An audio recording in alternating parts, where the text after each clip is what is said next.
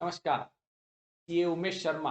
आज हम डिस्कस करेंगे कर नीति पार्ट 421।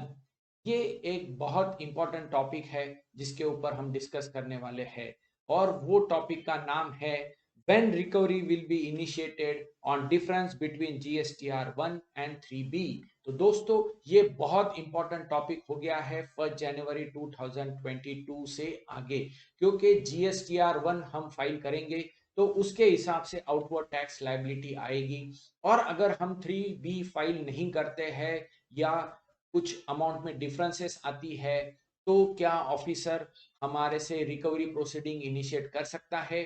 क्या करना पड़ेगा अगर जीएसटीआर 1 और 3B के अंदर डिफरेंसेस आते हैं? तो ऐसे कई प्रश्नों के उत्तर हम फटाफट देखते हैं आज के इस सेशन के अंदर।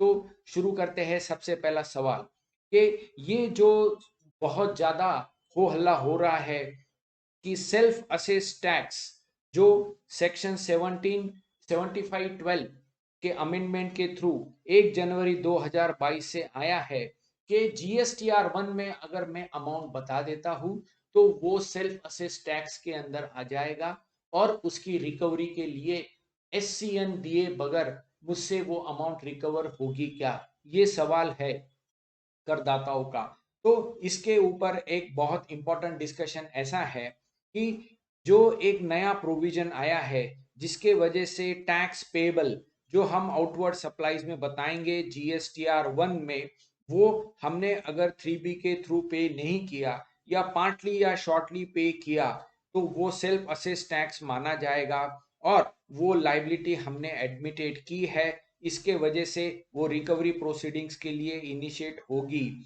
पर सबसे मेन है कि जीएसटीआर 1 के हिसाब से ही अब आगे सामने वाले को आईटीसी मिलेगा। तो दोस्तों, आप सोचिए कि जीएसटीआर 1 हमने फाइल कर दिया, उसके बेसिस पे गवर्नमेंट ने सामने वाले को रेसिपिएंट को आईटीसी दे भी दिया 3B फाइल ना करते हुए, तो यहाँ पर रेवेन्यू का नुकसान होगा। तो जीएसटीआर 1 में जो भी लाइबिलिटी रहेगी वो आगे सेल्फ असेस टैक्स बोल के रिकवरी में आने वाली है।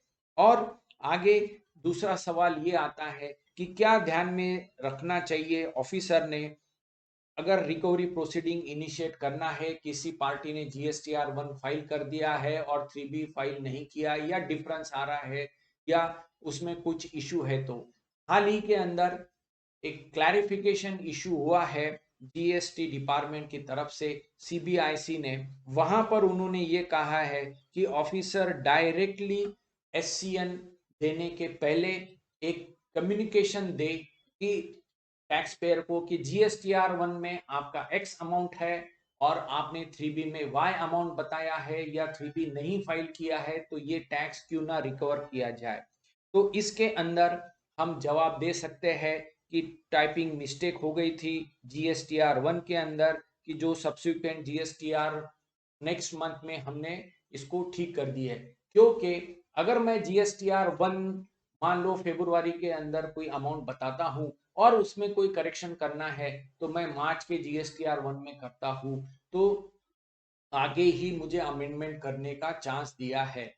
तो नेक्स्ट जीएसटीआर 1 में मैंने उसको ठीक कर दिया है या 3B में ठीक कर दिया है, ये मैं जवाब दे सकता हूँ।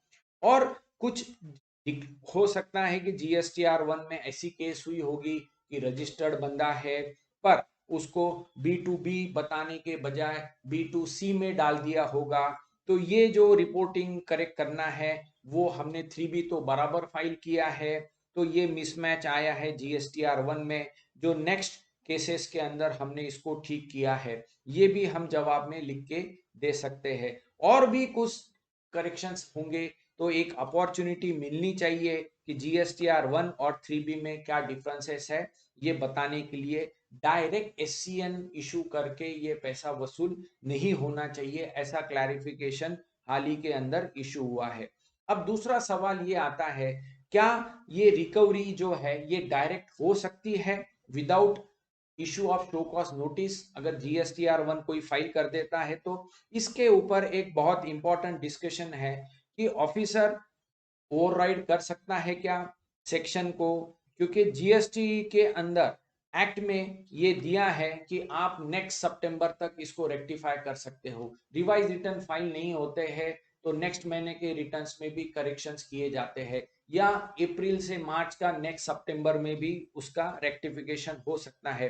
तो ये सारी चीजें ऑफिसर ने ध्यान में रखनी चाहिए। तो इसके लिए सेक्शन 61 में स्क्रूटिनी ऑफ रिटर्न्स, जिसके थ्रू डिस्क्रिपेंसी ASMT 10 में भेजी जा सकती है, उसके थ्रू ये रिकवरी प्रोसीडिंग्स होना चाहिए। उसके बाद में महादेव कंस्ट्रक्शन का भी जजमेंट है, जहां पर हाईकोर्ट ने कहा है कि आप 73 74 का ये करिए, बाद में 79 यूज करिए।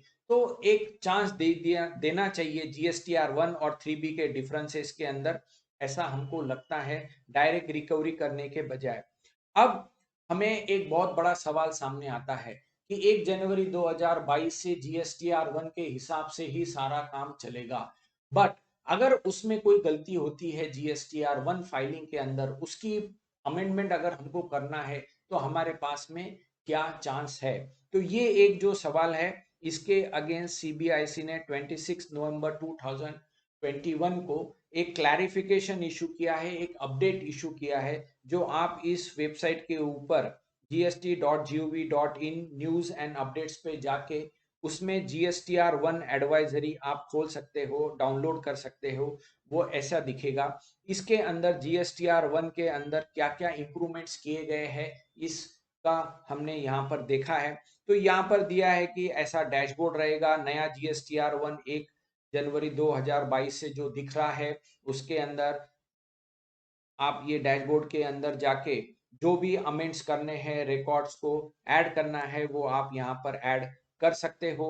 फिर इसके अंदर हमने ये भी देखा है कि अगर हमको इसमें कोई चेंजेस करने हैं, तो यहाँ पे कोई रिकॉर्ड ऐड करना है तो क्या करना चाहिए, वो भी यहाँ पर इशू किया गया है इस एडवाइजरी के थ्रू। फिर यहाँ पर हमको एक इम्पॉर्टेंट चीज यहाँ पर देखने को मिल रही है कि वो ये कि ये जो भी एडवाइजरी है, इसके अंदर कोई रिकॉर्ड ऐड करना है, या कोई हमको इसके अंदर हमको कोई चेक करना है कि क्या करना चाहिए, क्या डॉक्यूमेंट्स काउंट है, GSTR 1 प्रॉपर फाइल हुआ है क्या नहीं, इसके अंदर B2B credit note, debit notes के भी इसमें डिटेल्स दिए गए हैं। तो ये एडवाइजरी आप जरूर देखें। फिर रिकॉर्ड्स का पेज यहाँ पर दिया है। IFF यानी जो GSTR का छोटा रूप है, उसके रिलेटेड भी यहाँ पर दी गई है कि क्या करना चाहिए, कैसे करेक्शंस कर सकते हैं। तो दोस्तों, ये जरूर आप पढ़ ले, जिसके थ्रू आपको कोई भी रिकॉर्ड ऐड करना है या कोई अपडेट करना है तो आप इसके थ्रू कर सकते हैं। तो फिर से आते हैं अपने प्रेजेंटेशन की ओर, और यहाँ पर हम देखते हैं कि जो हमने देखा था हमारी जो स्लाइड के हिसाब से कि अमेंडमेंट्स तो मैंने कर दी, और अब अगर मुझे आगे इसका क्या इम्पैक्ट होगा ये देखना है, तो एक ही बात मुझे आप सबको कहनी है आखिरी में कि GSTR 1 करेक्ट, कंप्लीट और टाइमली फाइल करे।